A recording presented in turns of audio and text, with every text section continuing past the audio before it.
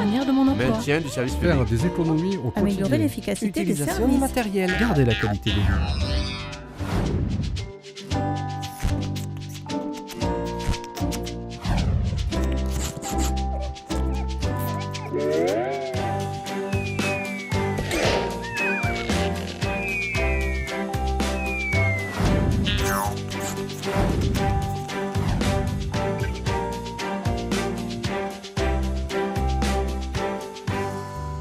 Pour parler du processus de prise de conscience et de mobilisation, il faut dans un premier temps revenir au contexte. L'idée initiale est née dans un contexte de contraintes budgétaires, liées notamment aux baisses de dotation de l'État. Et donc la volonté du maire-président et du directeur général des services a été de dire on pourrait mobiliser l'intelligence collective en faisant participer les 1700 agents. Donc c'est une idée novatrice. Donc à partir de là, il y a eu un questionnaire qui a été envoyé à l'ensemble des agents, avec un retour très favorable dans le sens de ce que souhaitait le maire-président et le directeur général des services, puisqu'il y a 72% des agents qui se sont dit prêts à participer à un travail collectif de réflexion. Donc à partir de là, l'idée, ça a été de construire une démarche collective.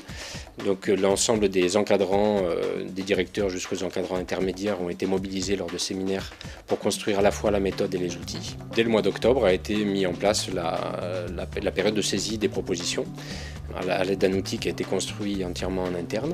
Donc là, l'ensemble des agents ont été mobilisés pour pouvoir faire des propositions dans tous les domaines qui leur paraissaient pertinents.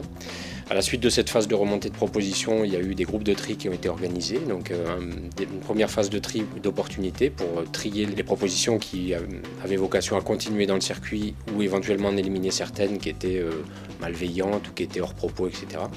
Et puis dans une deuxième phase, un tri de hiérarchisation qui a pour vocation comme son nom l'indique, de hiérarchiser les propositions et de faciliter les arbitrages de l'autorité, qu'elle soit politique ou administrative. Il y a eu une première salve de 627 propositions qui ont été abondées après. Donc aujourd'hui, on est à 653 propositions. Donc aujourd'hui, les grandes thématiques qui sont ressorties, c'est vraiment des propositions en lien avec les politiques publiques. Il y a des propositions en lien avec le service rendu à l'usager, avec l'organisation du travail, beaucoup de propositions sur nos méthodes de travail, les relations internes aussi, la communication interne et la convivialité.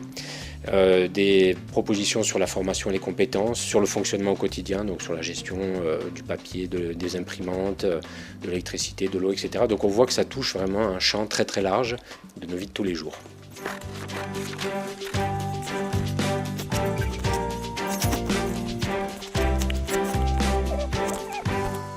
Ce qu'on peut dire sur le groupe de tri, c'est que c'était très très mobilisateur puisqu'il y a eu 7 groupes de tri, donc 4 en tri 1 et 3 en tri 2, qui ont de 10 personnes, donc ça fait 70 personnes qui ont été mobilisées sur 31 phases de travail entre 3h30 et 4h chacune. Donc c'est une grosse mobilisation collective avec un nombre très important d'agents qui ont participé sur les phases amont, donc c'est une belle réussite. Autant je l'avais déjà vécu en fait dans des sociétés privées, mais jamais je n'avais vu une collectivité qui donnait la parole en fait à ses personnels. Donc du coup, au vu de cette dynamique-là, ça me semble intéressant en fait de pouvoir y participer. C'est pas simple, donc reste encore du travail, mais c'est pour ça qu'on a besoin de la mobilisation de chacun. Mais on le voit, un véritable investissement en fait personnel dans une logique collective. Et ça, il faut vraiment le mentionner. Mais je crois que ça c'est attaché à la fois à la méthodologie, mais aussi quand même la personnalité, l'impulsion de Max, il faut le dire quand même, quoi. Oui, très bonne idée d'avoir mis ça en place. Je pensais déjà que le projet et puis mobiliser les agents, c'était vraiment important parce que la problématique, elle est très sérieuse.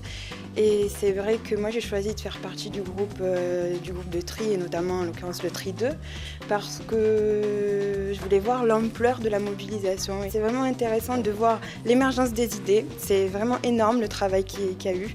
Et je pense franchement que l'objectif de mobilisation, il a été plus qu'atteint. On se rend compte qu'il y a énormément d'idées qui se recoupent, qui sont toutes les mêmes. Donc c'est très bien de voir que les gens ont envie de s'impliquer et proposent des choses très intéressantes. S'investir et être acteur dans les propositions pour générer ces économies, c'est intéressant, il vaut mieux être acteur que subir des dispositions appliquées par une autorité ou par d'autres personnes, parce qu'il est intéressant que chacun se positionne dans cette mobilisation. Il y a plein d'idées, des bonnes idées, qui vont permettre sûrement de développer des solutions pour économiser, pour gagner plus d'argent et travailler mieux surtout. Ce qu'on a pu voir aussi dans ces groupes, en y assistant, c'est que l'ambiance est très conviviale. Les gens sont impliqués pour essayer de faire avancer la collectivité Et je pense que ça aussi, dans le fond, c'est très très positif pour notre avenir. Ça a permis de connaître d'autres services, leurs problèmes et leurs facilités aussi, de parler ensemble de diverses personnes qu'on n'a pas l'habitude de côtoyer. Je pense qu'on a besoin des positions de tout le monde pour savoir l'évolution de nos carrières et de notre collectivité. C'est très intéressant même puisqu'on touche à différents domaines, donc c'est vrai que ça permet même pour nous de voir un petit peu ce qui se passe dans toute la collectivité et les propositions qui sont faites en effet sont intéressantes et vont pouvoir apporter, je pense, des solutions dans le futur. Il faut que ça débouche sur quelque chose, ça serait le pire serait qu'il n'y ait aucun résultat. Je suis quand même très étonné de la qualité des propositions, d'où qu'elles viennent. Il y a véritablement une prise de conscience écrite, verbalisée, et c'est très très bien pour tout le monde.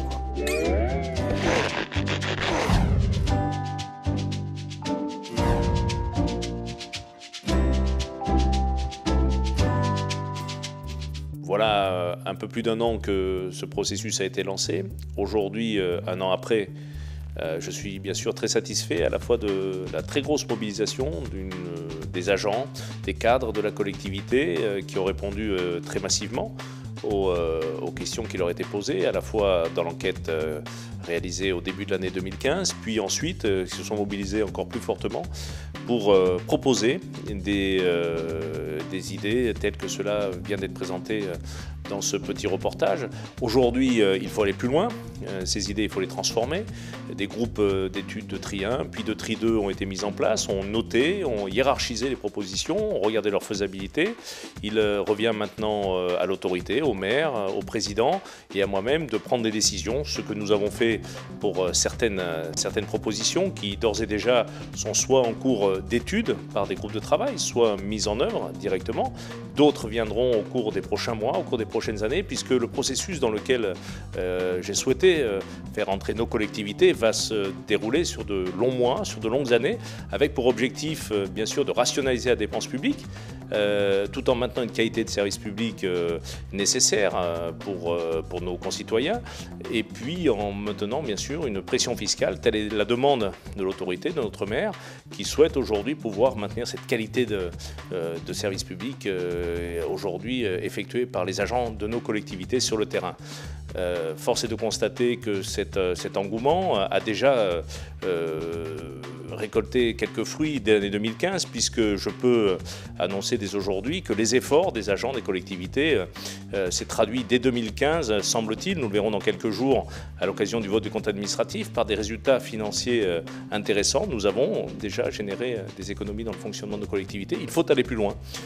Les contraintes financières mises en œuvre aujourd'hui par l'État sur le budget des collectivités, qui, je le rappelle, pèseront plus de 60 millions d'euros sur la durée de ce mandat, il faudra aller encore plus loin pour maintenir ces politiques publiques souhaitées par les élus, maintenir l'aide aux associations, maintenir la qualité de nos services publics, maintenir nos équipements sportifs, culturels, maintenir bien sûr notre politique au sein des écoles.